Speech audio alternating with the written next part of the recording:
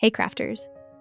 First, upload SVG files 1 and 2 to your project in Design Space. Then, ungroup both files so you can work with the elements separately. Now, select the score lines and change the operation from cut to score. This will make your Cricut create fold lines instead of cutting.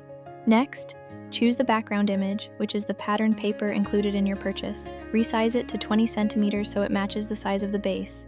Select both the base of your template and the background paper, and use the slice function.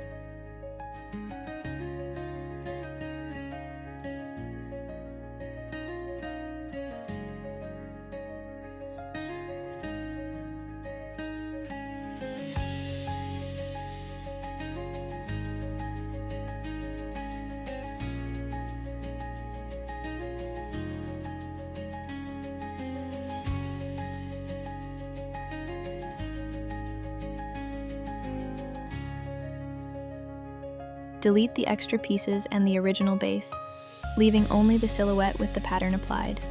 Now change the color of the small box if you want to customize it.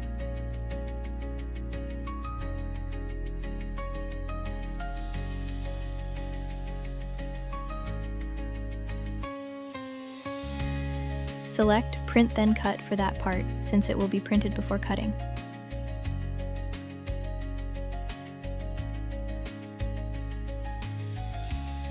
Attach the score lines to the correct template, so the fold marks align properly. You might see a warning if your material size doesn't match.